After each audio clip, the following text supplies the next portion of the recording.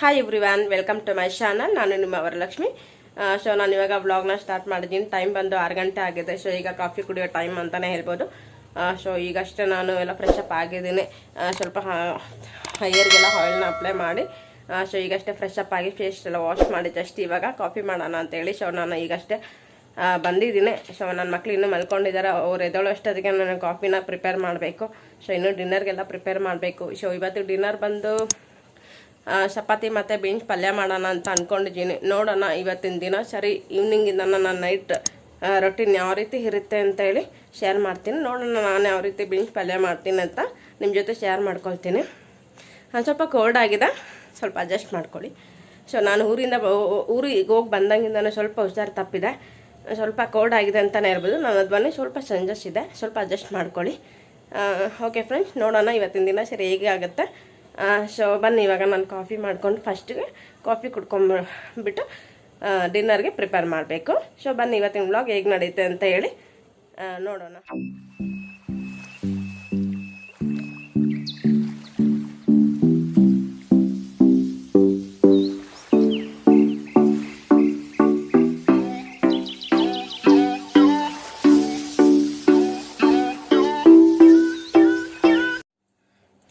ನೋಡಿ, ನನ್ನ ಮಗಂದು ನಿದ್ದೆ ಆಗೋಯ್ತು. ಕಾಫಿಗೆ ಇಟ್ಟಿದ್ದೀನಿ, ಎದ್ಬಿಟ್ಟ. ಒಂಚೂರು ಸೌಂಡ್ ಆಗಂಗಿಲ್ಲ ನನ್ನ ಮಗಂಗೆ. ಇವಾಗ ಏನಾರು ಕೊಡಬೇಕು ತಿನ್ನೋಕ್ಕೆ. ಈಗ ಅಲ್ಲಿವರೆಗೂ ನನ್ನ ಮಗ ನನ್ನ ಹಿಂಗೆ ತಲೆ ತಿಂತಾ ಇರ್ತಾನೆ. ಅಳೋದೇ ಅಳೋದು. ಅಂತ ಅಳ್ತಿಯಲ್ಲಮ್ಮ ನೀನು. ಮಮ್ಮಿ ಏನು ಕೊಟ್ಟಿಲ್ಲ ಅಂದ್ರೆ ಅಂತ ಅಳ್ತೀರಲ್ಲ. ಏನು ಬೇಕು ನಿನಗೆ? ಹೋಮ್ ಸ್ಟಿಕ್ ಬೇಕಾ? ಬಿಸ್ಕೆಟ್ ಬೇಕಾ ಶಿನಮ್ಮ? ಲಾವಿಶ್ ಏನು ಬೇಕು?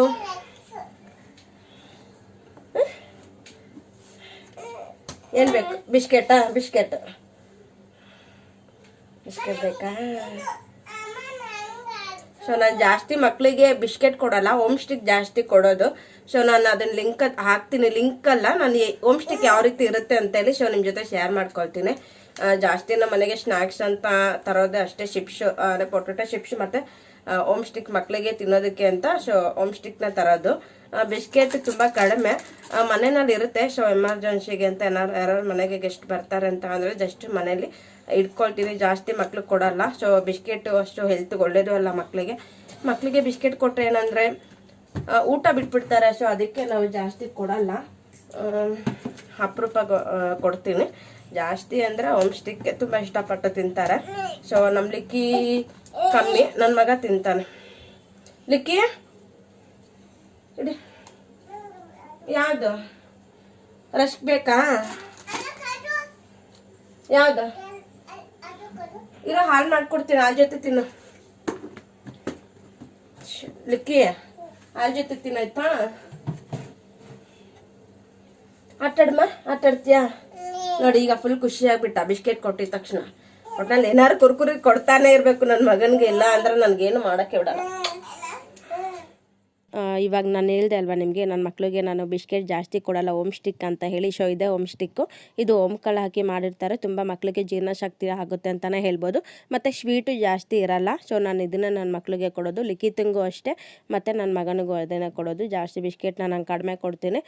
ಮತ್ತು ಚಿಪ್ಸು ಮನೇಲಿ ಏನಾರು ಸ್ನ್ಯಾಕ್ಸ್ ಅಂತ ಹೇಳಿ ಸೊ ನಾವು ಜಾಸ್ತಿ ಬೇರೆ ಏನು ತರಲ್ಲ. ಚಿಪ್ಸು, ಪೊಟೊಟೊ ಚಿಪ್ಸು, ಖಾರ ಮತ್ತು ಖಾರ ಇಲ್ಲದೆ ಇರೋದು ಎರಡೂ ಥರನೂ ತೊಗೊಂಡ್ಬರ್ತೀವಿ. ಸೊ ನನ್ನ ಮಕ್ಕಳು ತುಂಬ ಇಷ್ಟಪಡ್ತಾರೆ. ಜಾಸ್ತಿ ಕೊಡಲ್ಲ, ಎಣ್ಣೆ ಐಟಮ್ ಅಲ್ವಾ. ಸೊ ಅಪರೂಪಕ್ಕೊಮ್ಮೆ ಕೊಡ್ತೀವಿ. ಸೊ ನೋಡಿದ್ರಲ್ಲ ಹೋಮ್ ಸ್ಟಿಕ್ ಚಿಪ್ಸ್. ಸೊ ಇವಾಗ ನನ್ನ ಮಗನಿಗೆ ಇದ್ದಾಯಿತು. ಅವ್ನಿಗೊಂದು ಕೈ ಬಿಸ್ಕೆಟ್ ಕೊಟ್ಟಿದ್ದೀನಿ, ಅವನು ಆಟಾಡ್ತಾ ಇದ್ದಾರೆ, ನೋಡ್ತಾ ಇರ್ಬೋದು. ಈಗ ನಾನು ಕಾಫಿಗೆ ಇಟ್ಟಿದ್ದೀನಿ. ಸೊ ಕಾಫಿ ಆಗೋಷ್ಟರೊಳಗಡೆ ನಾನು ಸ್ವಲ್ಪ ತೊಳೆದಿಟ್ಟಿರುವಂಥ ಪಾತ್ರೆನ, ಅಂದರೆ ನಾನು ಮಧ್ಯಾಹ್ನನೇ ತೊಳೆದಿಟ್ಟಿರುವಂಥ ಪಾತ್ರೆನ ಇವಾಗ ಜೋಡಿಸ್ತಾ ಇದ್ದೀನಿ. ಏಕೆಂತಂದರೆ ನೀರೆಲ್ಲ ಇರುತ್ತಲ್ಲ, ನೀಟಾಗಿ ಡ್ರೈ ಆಗಲಿ ಅಂತ ಹೇಳಿ ನಾನು ಮಧ್ಯಾಹ್ನ ತೊಳೆದಿದ್ದು ಸಂಜೆ ಜೋಡಿಸ್ಕೊಳ್ತೀನಿ. ಸೊ ನೈಟ್ ತೊಳೆದಿದ್ದು ಬೆಳಗ್ಗೆ ಜೋಡಿಸ್ಕೊಳ್ತೀನಿ. ಈ ರೀತಿ ಮಾಡ್ತೀನಿ. ಏಕೆಂತಂದರೆ ತೊಳೆದಿದ್ದ ತಕ್ಷಣ ನಾವು ಜೋಡಿಸ್ಬಿಟ್ರೆ ಏನಾಗುತ್ತೆ, ಕರೆಗಳು ಹಾಗೆ ಉಳ್ಕೊಳ್ಳುತ್ತೆ. ಸೊ ಏನು ಮಾಡ್ತೀನಿ, ಎಲ್ಲ ನೀಟಾಗಿ ಡ್ರೈ ಆದಮೇಲೆ ನಾನು ಪಾತ್ರೆನೆಲ್ಲ ಜೋಡಿಸ್ಕೊಳ್ತೀನಿ. ಸೊ ನಾನಂತೂ ಅಡುಗೆ ಮನೆ ಕಿಚನಿಗೆ ಬಂದಾಗೆಲ್ಲ ಅಷ್ಟೇ. ಸೊ ಏನೋ ಒಂದು ಕುಕ್ಕಿಂಗ್ ಮಾಡಿರ್ಬೋದು, ಏನೋ ಒಂದು ರೆಸಿಪಿ ಮಾಡ್ತಾ ಏನಾದರೂ ಸಣ್ಣ ಪುಟ್ಟ ಕೆಲಸ ಇದ್ದ ಹಾಗೆ ಮಾಡ್ತಾನೆ ನಾನು ರೆಸಿಪಿನ ಮಾಡ್ಕೊಳ್ತೀನಿ. ಸೊ ಇವಾಗ ಏನಪ್ಪ ಅಂತಂದರೆ ಕಾಫಿ ಇಟ್ಟಿದ್ದೀನಿ. ಸೊ ಕಾಫಿ ನೋಡ್ತಾ ನಾನು ತೊಳೆದಿಟ್ಟಿರುವಂಥ ಡ್ರೈ ಆಗಿರುವಂಥ ಪಾತ್ರೆನ ನಾನು ಜೋಡಿಸ್ಕೊಳ್ತಾ ಇದ್ದೀನಿ. ಸೊ ಸೊ ನನ್ನ ಮಗ ನೋಡ್ತಾ ಇರ್ಬೋದು ಆಟ ಆಡ್ತಾ ಇದ್ದಾರೆ ಅಂತ. ಸೊ ಬೇಗನೆ ಕೆಲಸ ಎಲ್ಲ ಮುಗಿಸ್ಕೋಬೇಕು ಅಂದ್ಕೊಳ್ತೀನಿ, ಏನಾದರೂ ಒಂದು ಹಾಗೆ ಆಗುತ್ತೆ ನೋಡಿ. 6 ಗಂಟೆಗೆ ನಾನು ಎಲ್ಲ ನೀಟಾಗಿ ಫ್ರೆಶ್ ಅಪ್ ಆಗಿ ಕಾಫಿ ಮಾಡಿ ಕುಡಿಬೇಕು ಅಂದ್ಕೊಂಡೆ, ಬಟ್ ಟೈಮ್ 6:15 ಆಗೇ ಹೋಯ್ತು. ಈ ಥರ ಮಕ್ಕಳು ಯಾವ ಟೈಮ್ಗೆ ಎದೊಳ್ತಾರೆ ಅಂತಲೇ ಹೇಳೋಕ್ಕಾಗಲ್ಲ.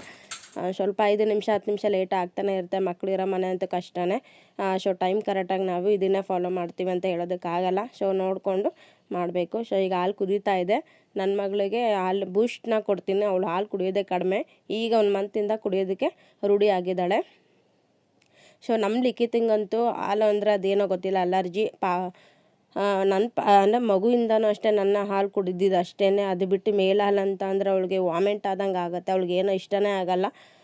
ಸೊ ಅದೇನಪ್ಪ ಇವಾಗ ರೂಢಿ ಮಾಡ್ತಾಯಿದ್ದೀವಿ. ಬೂಸ್ಟ್ನ ಕುಡಿತಾಳೆ, ಪ್ಲೈನ್ ಹಾಲು ಅಂದ್ರೆ ಅದೇನೋ ವಾಮಿಂಟ್ ಮಾಡ್ದಂಗೆ ಆಗುತ್ತೆ ಅಂತ ಹೇಳ್ತಾಳೆ. ಸೊ ಅದಕ್ಕೆ ನಾವು ಏನಾದರೂ ಒಂದು ಬೂಸ್ಟ್ ಈ ಥರ ಮಾಡಿ ಸ್ಟ್ರಾಂಗಾಗಿ ಕೊಡ್ತೀವಿ. ಸೊ ಕುಡಿತಾಳೆ, ಜಾಸ್ತಿನೂ ಕೊಡೋಲ್ಲ, ಸ್ವಲ್ಪನೇ ಕೊಡೋದು. ಇನ್ನು ಜಾಸ್ತಿ ಕೊಟ್ಟರೆ ಏನು ಮಾಡ್ತಾಳೆ, ವೇಸ್ಟ್ ಮಾಡ್ತಾಳೆ. ಸೊ ಅವಳು ಎಷ್ಟು ಕುಡಿತಾಳೆ ಅಷ್ಟನ್ನೇ ನಾನು ಕೊಡ್ತೀನಿ. ಸೊ ಈಗ ಫೈನಲಾಗಿ ಸ್ಟ್ರಾಂಗಾಗಿ ಮಾಡಿಕೊಟ್ಟೆ. ಸೊ ಇನ್ನೊಂದು ಕಡೆ ನಾನು ಕಾಫಿಗೆ ರೆಡಿ ಮಾಡಿಕೊಂಡೆ. ಸೊ ಫೈನಲಾಗಿ ನಂದು ಅವಳದು ಆಯಿತು. ಇವಾಗ ಕುಡಿಬೇಕು ಕಾಫಿನ.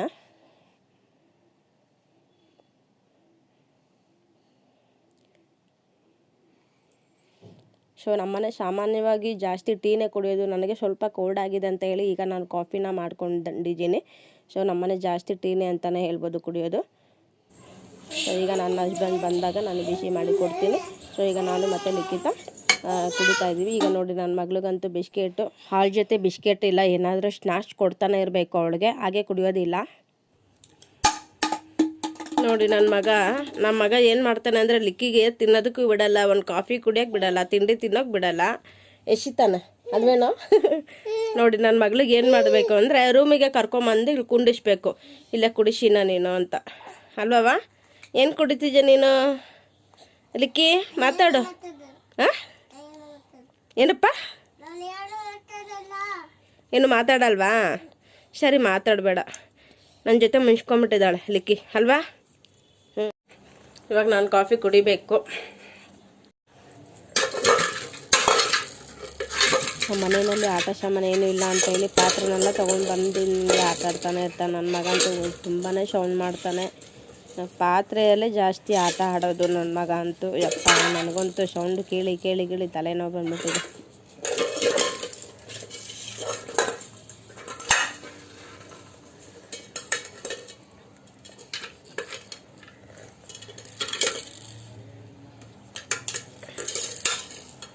ಸೊ ಈಗ ಫೈನಲಾಗಿ ನಂದು ಕಾಫಿ ಎಲ್ಲ ಕುಡಿದು ಒಂದು 5 ನಿಮಿಷ ರೆಸ್ಟ್ ಮಾಡಿದೆ.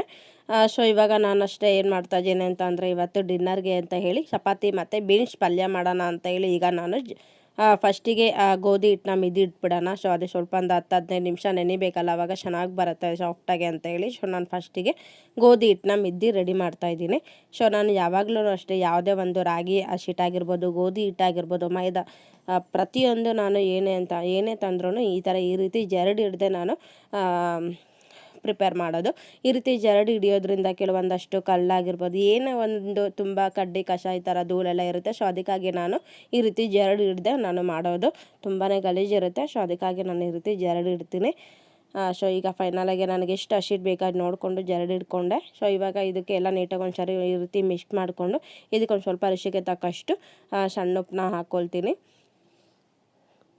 ನೋಡಿಕೊಂಡು ಉಪ್ಪು ಹಾಕ್ಕೊಂಡು ಎಲ್ಲ ನೀಟಾಗೆಲ್ಲ ಮಿಕ್ಸ್ ಮಾಡ್ಕೊಳ್ತೀನಿ. ಈ ರೀತಿ ಮಾಡಿಕೊಂಡು ಈಗ ಸ್ವಲ್ಪನೇ ನೀರನ್ನ ಹಾಕ್ಕೊಂಡು ಎಲ್ಲ ನೀಟಾಗಿ ಮಿದಿಕೊಳ್ತೀನಿ. ಸೊ ನೋಡಿ ನಾನು ಯಾವ ರೀತಿ ಗೋಧಿ ಹಿಟ್ಟನ್ನ ಸಾಫ್ಟಾಗಿ ಯಾವ ರೀತಿ ಮಿದಿತೀನಿ ಅಂತೇಳಿ ನಿಮ್ಮ ಜೊತೆ ಶೇರ್ ಮಾಡ್ಕೊಳ್ತಾ ಇದ್ದೀನಿ. ಅಂದರೆ ನಾನು ಜಾಸ್ತಿ ಎಣ್ಣೆ ಹಾಕೋದಿಲ್ಲ, ಸ್ವಲ್ಪ ಎಲ್ಲ ಲಾಸ್ಟಿಗೆ ಫೈನಲಾಗಿ ನಾನು ಇನ್ನೇನು ಮಿದ್ದಾಯಿತು ಅನ್ನಂಗೆ 1-2 ಸ್ಪೂನ್ ಇಲ್ಲ 1.5 ಸ್ಪೂನ್ ಎಣ್ಣೆ ಹಾಕ್ಕೊಳ್ತೀನಿ. ಜಾಸ್ತಿ ಹಾಕೋದೇ ಇಲ್ಲ ಎಣ್ಣೆನ. ಸೊ ನೀವು ನೋಡಿಕೊಂಡು ನೀರನ್ನ ಆ್ಯಡ್ ಮಾಡಿ, ಒಂದೇ ಸರಿ ಜಾಸ್ತಿ ಹಾಕ್ಬಿಟ್ರೆ ಅದೇನಾಗುತ್ತೆ, ತೆಳ್ಳಗಾಗ್ಬಿಟ್ರೆ ತುಂಬಾ ಕಷ್ಟ ಆಗುತ್ತೆ. ನೀವು ಸ್ವಲ್ಪನೇ ನೀರನ್ನ ಆ್ಯಡ್ ಮಾಡ್ತಾ ನೀಟಾಗಿ ಮಿದಿಬೇಕಾಗತ್ತೆ. ಸೊ ಆವಾಗ ನಿಮಗೆ ಗೊತ್ತಾಗುತ್ತೆ. ಸೊ ನೀವು ಸ್ಟಾರ್ಟಿಂಗಲ್ಲೇ ಜಾಸ್ತಿ ನೀರು ಹಾಕ್ಬಿಟ್ರೆ ಏನಾಗುತ್ತೆ, ಮೆತ್ತಗಾಗ್ಬಿಟ್ರೆ ನಿಮಗೆ ಹಿಂಸೆ ಆಗುತ್ತೆ. ಸೊ ನೀವು ಮಿದಿವಾಗ್ಲೇ ಸ್ವಲ್ಪನೇ ನೀರನ್ನ ಹಾಕ್ಕೊಂಡು ಈ ರೀತಿ ಮಿದಿಬೇಕಾಗತ್ತೆ. ಸೊ ನಮ್ಮ ಮನೆಯಲ್ಲಿ ಬೆಳಗ್ಗೆ ಟೈಮ್ ಅಂತೂ ಚಪಾತಿ ಮಾಡೋದಕ್ಕೆ ಆಗಲ್ಲ. ಸೊ ಯಾಕೆಂದರೆ ನನ್ನ ಮಕ್ಕಳು ಇಟ್ಕೊಂಡು ನಾನು ಚಪಾತಿ ಮಿದ್ದಿ ಮತ್ತು ಚಪಾತಿ ಒತ್ತಿ ತುಂಬಾ ಕಷ್ಟ ಆಗುತ್ತೆ. ನನ್ನ ಮನೆಯವ್ರಿಗೂ ತುಂಬ ಟೈಮ್ ಆಗುತ್ತೆ. ಅವ್ರು 10 ಗಂಟೆ 10:30 ಒಳಗಡೆ ಎಲ್ಲ ಹೋಗಬೇಕು. ಅಷ್ಟರೊಳಗಡೆ ನಾನು ಮ್ಯಾನೇಜ್ ಮಾಡೋಕ್ಕಾಗಲ್ಲ. ಚಪಾತಿ ಒತ್ತಿ ತುಂಬ ಲೇಟ್ ಆಗುತ್ತೆ. ಹೇಳ್ದಷ್ಟು ಸುಲಭ ಅಲ್ಲ, ಮಾಡೋದಕ್ಕೆ ತುಂಬಾ ಕಷ್ಟ ಆಗುತ್ತೆ ಬೆಳಗ್ಗೆ ಟೈಮು ಚಪಾತಿ ಒತ್ತಿ ಮಾಡೋದಕ್ಕೆ. ಸೊ ಅದಕ್ಕಾಗಿ ನಾನು ಸ್ವಲ್ಪ ನೈಟ್ ಟೈಮಲ್ಲಿ ಈ ಥರ ಚಪಾತಿನ ಮಾಡ್ಕೊಳ್ತೀನಿ. ಸೊ ಅವಾಗಂದರೆ ಬಿಸಿ ಬಿಸಿ ತಿನ್ಬೋದು. ಸೊ ಬೆಳಗ್ಗೆ ಟೈಮ್ ಆದರೆ ನಮ್ಮ ಹಸ್ಬೆಂಡ್ಗೂ ಟೈಮ್ ಆಯಿತು ಅಂತ ಹೇಳಿ ಅವರು ಗಡಿ ಬಿಡಿ ಅಂತ ಹೇಳಿ ಹೋಗ್ತಾರೆ. ನೀಟಾಗಿ ಕೂತು ತಿನ್ನೋಕ್ಕಾಗಲ್ಲ. ಸೊ ಅದಕ್ಕಾಗಿ ನಾನು ನೈಟ್ ಟೈಮ್ ಜಾಸ್ತಿ ಚಪಾತಿನ ಪ್ರಿಪೇರ್ ಮಾಡೋದು. ಸೊ ಈಗ ನೀವು ನೋಡ್ತಾ ಇರ್ಬೋದು, ನಾನು ಸ್ವಲ್ಪನೇ ನೀರನ್ನ ಹಾಕ್ಕೊಂಡು ಫೈನಲಾಗಿ ಈ ರೀತಿ ಮಿದ್ಕೊಂಡಿದ್ದೀನಿ. ನೀವು ನೋಡ್ತಾ ಇರ್ಬೋದು. ಚಪಾತಿ ಮಿದಿವಾಗ ಇಷ್ಟು ಕ್ವಾಂಟಿಟಿಲಿ ಇರಬೇಕು. ಅತಿ ತೆಳ್ಳಗಿರಬಾರ್ದು, ಅತಿ ಗಟ್ಟಿಗೂ ಇರಬಾರ್ದು. ಸೊ ಮೀಡಿಯಮ್ಮಾಗಿ ಇರಬೇಕು. ಸೊ ಈ ರೀತಿ ನಾವು ಮಿದಿಯೋದ್ರಿಂದ ಏನಾಗುತ್ತೆ, ಚಪಾತಿ ತುಂಬ ಸಾಫ್ಟಾಗಿ ಆಗುತ್ತೆ. ಸೊ ಚೆನ್ನಾಗೂ ನಾವು ಒತ್ಬೋದು ಮತ್ತು ತಿನ್ನೋದಕ್ಕೂ ತುಂಬಾ ರುಚಿಯಾಗಿರುತ್ತೆ ಅಂತಲೇ ಹೇಳ್ಬೋದು. ಈಗೆಲ್ಲ ನಾನು ಫೈನಲಾಗಿ ಚೆನ್ನಾಗೆಲ್ಲ ಮಿದ್ಕೊಂಡ ಮೇಲೆ ಇದಕ್ಕೆ ಏನು ಮಾಡ್ತೀನಿ, 1 ಸ್ಪೂನು ಇಲ್ಲ, ಕಡಿಮೆನೇ ಅಂದ್ಕೊಳ್ಳಿ, 1 ಸ್ಪೂನ್ ಈ ರೀತಿ ಸ್ವಲ್ಪ ಕೈಗೆ ಹಾಕ್ಕೊಂಡು ಒಂದು ಸತಿ ಎಲ್ಲ ನೀಟಾಗೆ ಸ್ಪ್ರೆಡ್ ಮಾಡ್ಕೊಳ್ತೀನಿ. ಸ್ಪ್ರೆಡ್ ಮಾಡ್ಕೊಂಡು ಒಂದು ಸತಿ ಎಲ್ಲ ನೀಟಾಗೆ ನಾದ್ಕೊಳ್ತೀನಿ. ತುಂಬ ಈಸಿನೇ. ಸೊ ಇವಾಗ ನಾನು ಅವಾಗ ಮಿದ್ದಿ ಆವಾಗಲೇ ಮಾಡಲ್ಲ. ಅಂದರೆ ನಾನೊಂದು ಏನಪ್ಪ ಅಂದರೆ ಗೋಧಿ ಹಿಟ್ಟನ್ನ ಮಿದ್ದಿಟ್ಬಿಟ್ರೆ ನಾನು ಬೀನ್ಸ್ ಪಲ್ಯ ಮಾಡೋ ಅಷ್ಟರೊಳಗಡೆ ಅದು ಸ್ವಲ್ಪ ಸಾಫ್ಟ್ ಆಗುತ್ತೆ ಅಂತ ಹೇಳಿ ಫಸ್ಟಿಗೆ ನಾನು ಹಿಟ್ಟನ್ನ ಮಿದ್ದಿ ಮಡಗಿಬಿಡ್ತೀನಿ. ಸೊ ಆಮೇಲೆ ನಿಧಾನಕ್ಕೆ ಚಪಾತಿನ ಒತ್ಕೊಳ್ತೀನಿ. ಸೊ ಈಗ ಫೈನಲಾಗಿ ಆಯಿತು, ಎಲ್ಲ ನೀಟಾಗಿ ನಾದ್ಕೊಂಡಾಯಿತು. ಸೊ ಇವಾಗ ನಾನು ಮೇಲ್ಗಡೆ ಒಂದು ಪ್ಲೇಟ್ನ ಮುಚ್ಚಿಬಿಡ್ತೀನಿ, ಸಾಫ್ಟ್ ಆಗುತ್ತೆ ಅಂತ ಹೇಳಿ ಮೇಲ್ಗಡೆ ಪ್ಲೇಟನ್ನ ಮುಚ್ಚಿಬಿಟ್ಟು ಎತ್ತಿಟ್ಬಿಡ್ತೀನಿ. ಇವಾಗ ನಾನು ಇದೊಂದು 10-15 ನಿಮಿಷ ರೆಸ್ಟಲ್ಲಿ ಇರಲಿ ಅಂತ. ಸೊ ಅಷ್ಟರೊಳಗಡೆ ನಾನು ಬೀನ್ಸ್ ಪಲ್ಯ ಮಾಡೋಣ ಅಂತೇಳಿ ಈಗೆಲ್ಲ ಬೀನ್ಸ್ ಎಲ್ಲ ಮೇಲ್ಗಡೆ ಎಲ್ಲ ನಾರೆಲ್ಲ ಏನಿದೆ ಅದನ್ನೆಲ್ಲ ತೆಗೆದುಕೊಂಡು ಇವಾಗ ಅಷ್ಟೇ ನಾನು ಬೀನ್ಸ್ನೆಲ್ಲ ಕಟ್ ಮಾಡ್ಕೊಳ್ಳೋಣ ಅಂತೇಳಿ ಎಲ್ಲ ರೆಡಿ ಮಾಡ್ಕೊಳ್ತಾ ಇದ್ದೀನಿ. ಸೊ ನಾನು ಬೀನ್ಸ್ನೆಲ್ಲ ತೊಳೆದ್ಬಿಟ್ಟು ಇವಾಗ ಅಷ್ಟೇ ನಾನು ಕಟ್ ಮಾಡ್ಕೊಳ್ತಾ ಇದ್ದೀನಿ. ಸೊ ಚಪಾತಿಗೆ ಬೀನ್ಸ್ ಪಲ್ಯ ತುಂಬ ಚೆನ್ನಾಗಿರುತ್ತೆ, ಕಾಂಬಿನೇಷನ್ ಅಂತಲೇ ಹೇಳ್ಬೋದು. ಸೊ ಮದುವೆ ಶೈಲಿಯಲ್ಲಿ ಯಾವ ರೀತಿ ಅಂದರೆ ಹೋಟೆಲ್ ಶೈಲಿ ಆಗಿರ್ಬೋದು, ಮದುವೆ ಶೈಲಿಯಲ್ಲಿ ಯಾವ ರೀತಿ ಬೀನ್ಸ್ ಪಲ್ಯ ಇರುತ್ತೆ, ಸೊ ಅದೇ ಥರನೇ ಬರುತ್ತೆ. ಸಿಂಪಲ್ಲಾಗಿರುತ್ತೆ, ಬೇಗನೆ ಆಗುವಂಥ ಬೀನ್ಸ್ ಪಲ್ಯ ಅಂತಲೇ ಹೇಳ್ಬೋದು. ಸೊ ನಾನು ಯಾವ ರೀತಿ ಮಾಡ್ತೀನಿ ಅಂತೇಳಿ ನಿಮ್ಮ ಜೊತೆ ಶೇರ್ ಮಾಡ್ಕೊಳ್ತೀನಿ. ಸೊ ನಿಮಗೆ ಇಷ್ಟ ಆಗ್ಬೋದು, ನೀವು ಒಮ್ಮೆ ಟ್ರೈ ಮಾಡಿ. ಸೊ ನಾನು ಯಾವ ರೀತಿ ಮಾಡ್ತೀನಿ ಅಂತ ನಿಮ್ಮ ಜೊತೆ ಶೇರ್ ಮಾಡ್ಕೊಳ್ತೀನಿ. ಸೊ ಮೊದಲಿಗೆ ನಾನು ಇದನ್ನೆಲ್ಲ ರೆಡಿ ಮಾಡ್ಕೊಂಬಿಡ್ತೀನಿ. ಸೊ ಮತ್ತೆ ನಾನು ಸಿಗ್ತೀನಿ.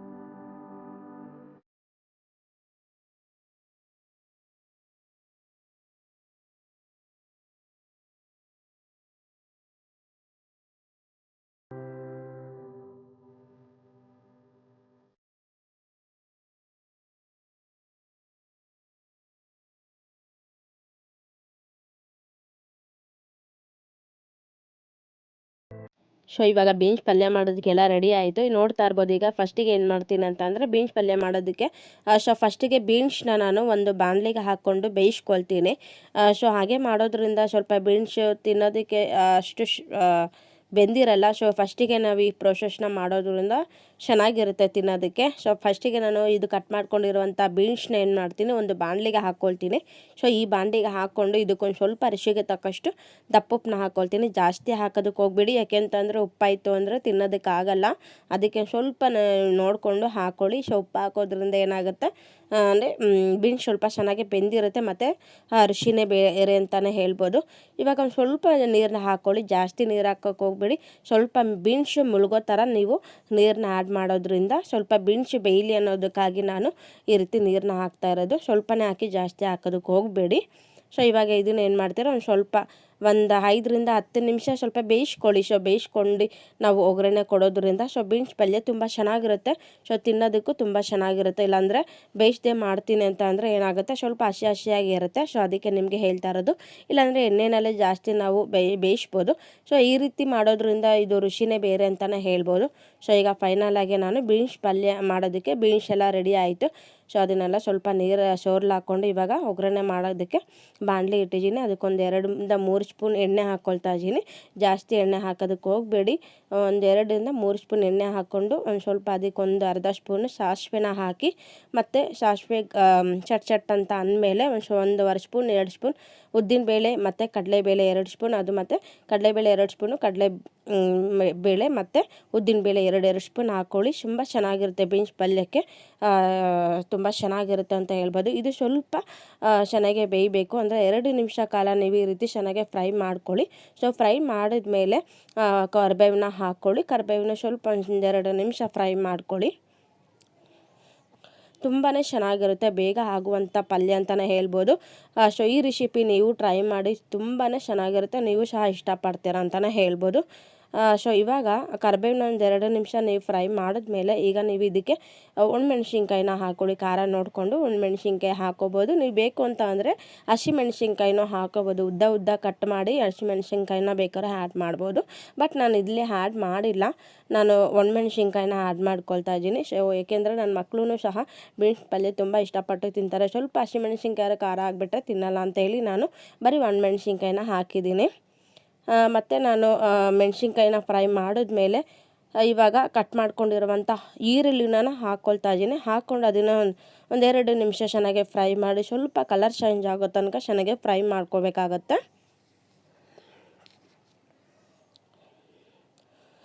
ಸ್ವಲ್ಪ ಈರುಳ್ಳಿ ಕಂದು ಬಣ್ಣ ಬರೋ ತನಕ ಸ್ವಲ್ಪ ಚೆನ್ನಾಗಿ ಫ್ರೈ ಮಾಡ್ಕೊಳ್ಳಿ. ಇದಕ್ಕೊಂದು ಅರ್ಧ ಸ್ಪೂನಷ್ಟು ಅರಿಶಿನ ಹಾಕ್ಕೊಳ್ಳಿ. ಸೊ ಅರಿಶಿನ ಹಾಕೋದ್ರಿಂದ ಒಂಥರ ಕಲರ್ಫುಲ್ಲಾಗಿರುತ್ತೆ, ಅಷ್ಟು ಚೆನ್ನಾಗಿರುತ್ತೆ. ಒಂದು ಅರ್ಧ ಸ್ಪೂನ್ ಅರಿಶಿನ ಹಾಕ್ಕೊಂಡು ಒಂದು ಸತಿ ಎಲ್ಲ ನೀಟಾಗಿ ಮಿಕ್ಸ್ ಮಾಡ್ಕೊಳ್ಳಿ. ಸೊ ಇವಾಗ ಸ್ವಲ್ಪ ಎಲ್ಲ ನೀಟಾಗಿ ಮಿಕ್ಸ್ ಮಾಡಿದ್ಮೇಲೆ ಇದಕ್ಕೊಂದು ಸ್ವಲ್ಪ ರುಚಿಗೆ ತಕ್ಕಷ್ಟು ಸಣ್ಣ ಉಪ್ಪನ್ನ ಹಾಕಿ, ದಪ್ಪ ಉಪ್ಪು ಹಾಕೋಕೆ ಹೋಗಬೇಡಿ. ಯಾಕೆಂದರೆ ನೀವು ಬೇಯಿಸುವಾಗಲೇ ದಪ್ಪ ಉಪ್ಪು ಹಾಕಿದರೆ ನೋಡಿಕೊಂಡು ಉಪ್ಪು ಹಾಕಿ, ಉಪ್ಪಾದರೆ ಚೆನ್ನಾಗಿರಲ್ಲ. ಸ್ವಲ್ಪ ನೋಡಿಕೊಂಡು ಉಪ್ಪನ್ನ ಆ್ಯಡ್ ಮಾಡಿ, ಸಣ್ಣ ಉಪ್ಪು ಹಾಕ್ಕೊಂಡು ಒಂದು ಸತಿ ಎಲ್ಲ ನೀಟಾಗೆಲ್ಲ ಮಿಕ್ಸ್ ಮಾಡ್ಕೊಳ್ಳಿ.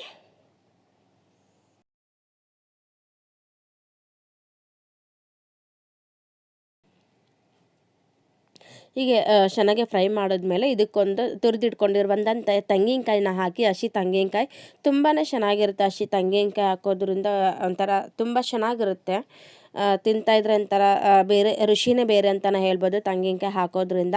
ಹೀಗೆಲ್ಲ ಚೆನ್ನಾಗಿ ತೆಂಗಿನಕಾಯಿ ತುರಿ ಹಾಕಿದ್ಮೇಲೆ ಚೆನ್ನಾಗಿ ಫ್ರೈ ಮಾಡ್ಕೊಳ್ಳಿ. ಜಾಸ್ತಿ ತೆಂಗಿನ ತುರಿ ಹಾಕಬೇಡಿ. ಈಗ ಒಂದು ಫುಲ್ಲು ಏನಿದೆ ಅರ್ಧ ಹೋಲಲ್ಲಿ ಸ್ವಲ್ಪನೇ ಹಾಕಿ ತೆಂಗಿನಕಾಯಿ ತುರಿ ಹಾಕಿ ಸ್ವಲ್ಪ 1-2 ನಿಮಿಷ ಚೆನ್ನಾಗಿ ಫ್ರೈ ಮಾಡ್ಕೊಬೇಕು. ಸೊ ಫ್ರೈ ಮಾಡ್ಕೊಂಡ ಮೇಲೆ ನೀವು ಏನು ಬೇಯಿಸ್ಕೊಂಡಿರ್ತೀರ ಬೀನ್ಸು, ಅದನ್ನು ಇವಾಗ ಇದಕ್ಕೆ ಹಾಕಿ. ಸೊ ಎಲ್ಲ ನೀರೆಲ್ಲ ಇರಬೇಕು. ನೀರಿನ ಅಂಶ ಇದ್ದರೆ ಏನೂ ಆಗಲ್ಲ. ಸೊ ಎಲ್ಲ ನೀರೆಲ್ಲ ಯಾಕೆಂದರೆ ನಾವು ಬೇಯಿಸ್ಕೊಂಡು ಮಾಡ್ತಿರೋದ್ರಿಂದ ಸ್ವಲ್ಪ ನೀರಿನ ಅಂಶ ಏನು ಇರೋದು ಬೇಡ. ಸೊ ಅದಕ್ಕಾಗಿ ನಿಮಗೆ ಹೇಳ್ತಾ ಇರೋದು. ಸೊ ಒಂಥರ ನೀರಿನ ಅಂಶ ಇಲ್ಲದೇ ಇದ್ದರೆ ಈ ರೀತಿ ತಿನ್ನೋದಕ್ಕೆ ತುಂಬ ಚೆನ್ನಾಗಿರುತ್ತೆ. ಸೊ ಬೇಕಾದ್ರೆ ನೀರು ಹಾಕಿ ಮಾಡ್ಬೋದು, ಅದೊಂಥರ ಬೇರೆ ರುಚಿ ಅಂತ ಹೇಳ್ಬೋದು, ಇದೊಂಥರ ರುಚಿ ಅಂತಲೇ ಹೇಳ್ಬೋದು.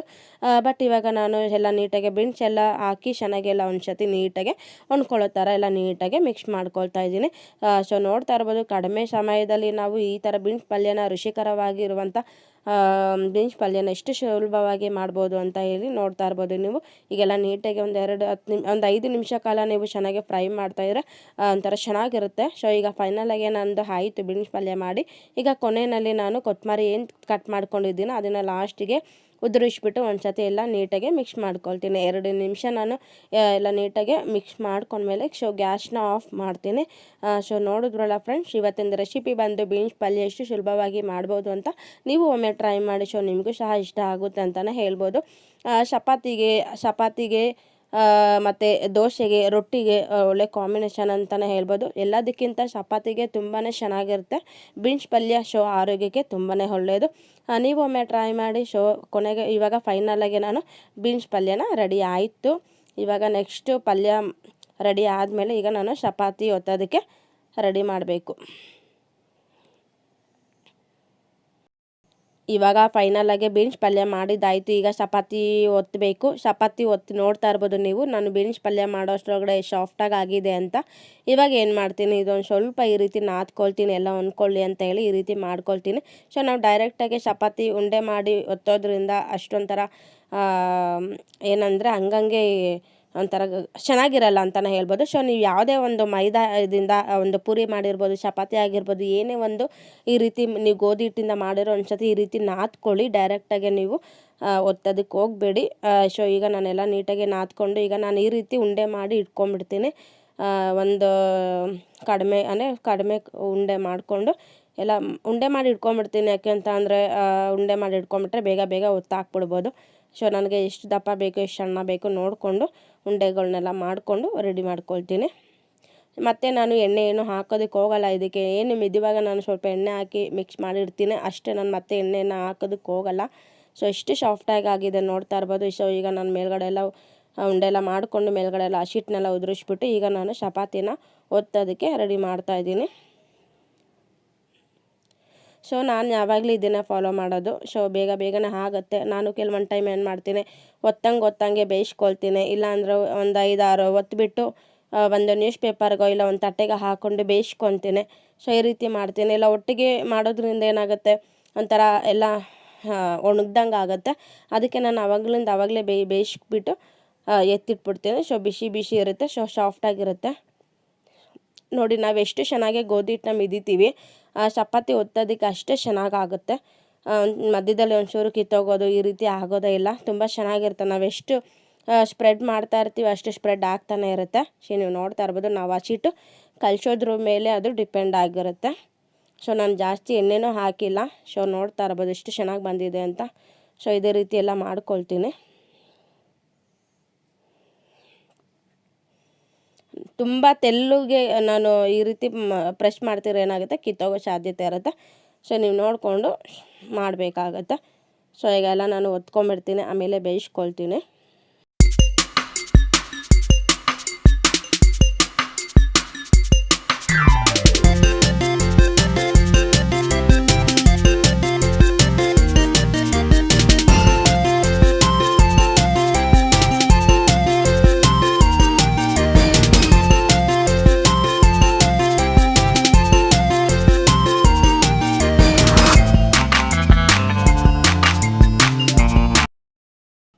ಈಗ ಫೈನಲಾಗಿ ಎಲ್ಲ ನಾನು ಒತ್ತಿ ರೆಡಿ ಮಾಡ್ಕೊಂಡಿದ್ದೀನಿ. ಇವಾಗ ಒಂದೊಂದಿನ ಬೇಯಿಸ್ತಾ ಹೋಗ್ತೀನಿ.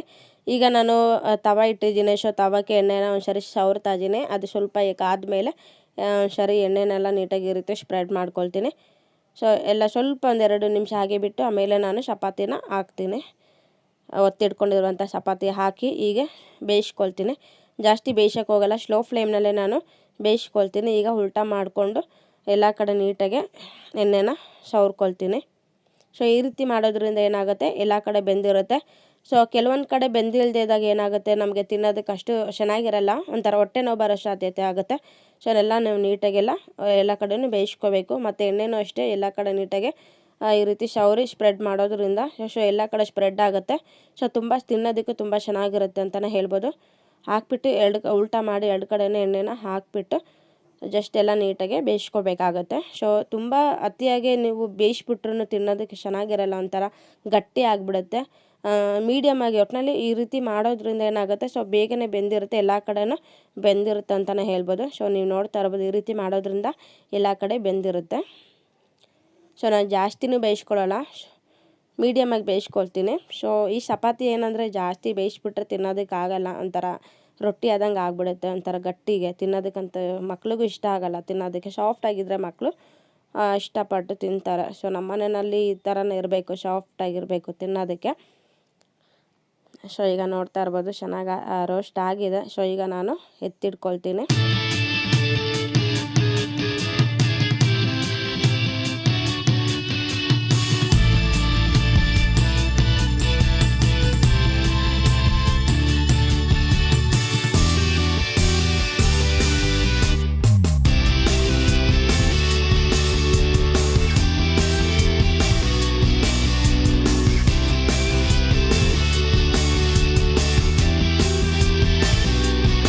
ಸೊ ಹಾಗೆ ಇನ್ನೊಂದು ಮಾಡ್ತಾಯಿದ್ದೀನಿ. ಸೊ ಮತ್ತೆ ಇವಾಗ ಅಷ್ಟೇ ಚಪಾತಿ ಎಲ್ಲ ಮಾಡಿದ್ಮೇಲೆ ಮತ್ತೆ ನಾನು ನಿಮಗೆ ಸಿಗ್ತೀನಿ.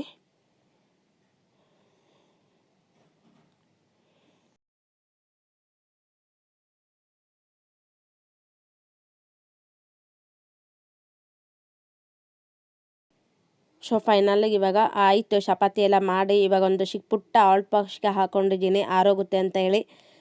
ಸೊ ಈಗ ಬೀನ್ಸ್ ಪಲ್ಯ ರೆಡಿ ಆಯಿತು. ಇವಾಗ ನಾವು ಊಟ ಮಾಡಬೇಕು. ಸೊ ನನ್ನ ಹಸ್ಬೆಂಡು ಫಸ್ಟಿಗೆ ಅವ್ರಿಗೂ ಊಟ ಕೊಟ್ಬಿಟ್ಟು ನನ್ನ ಮಗನಿಗೆ ತಿನ್ನಿಸ್ಬಿಟ್ಟು ಆಮೇಲೆ ನಾನು ಊಟ ಮಾಡಬೇಕು. ಸೊ ಫೈನಲಾಗಿ ಆಯಿತು.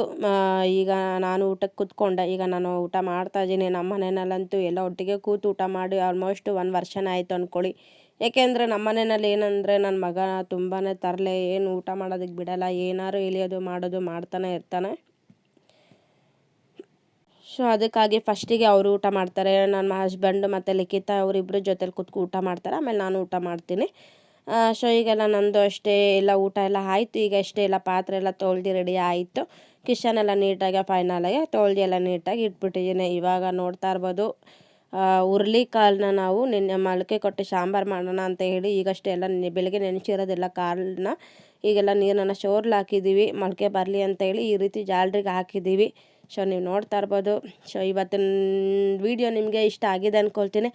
ಓಕೆ ಫ್ರೆಂಡ್ಸ್, ಇವತ್ತಿನ ವಿಡಿಯೋ ಇಷ್ಟ ಆಗಿದ್ರೆ ಲೈಕ್ ಮಾಡಿ, ಶೇರ್ ಮಾಡಿ, ಕಾಮೆಂಟ್ ಮಾಡಿ. ಸೊ ಇನ್ನೂ ನನ್ನ ಚಾನಲ್ನ ಸಬ್ಸ್ಕ್ರೈಬ್ ಮಾಡದೆ ನೋಡ್ತಾ ಇದ್ದರೆ ಇವಾಗಲೇ ಸಬ್ಸ್ಕ್ರೈಬ್ ಆಗಿ, ಹಾಗೆ ಪಕ್ಕದಲ್ಲಿರುವ ಬೆಲ್ ಐಕಾನ್ ಕ್ಲಿಕ್ ಮಾಡಿ. ಓಕೆ ಫ್ರೆಂಡ್ಸ್, ಇವತ್ತಿನ ವಿಡಿಯೋಗೆ ಏನು ಮಾಡ್ತಾ ಇದ್ದೀನಿ. Thank you.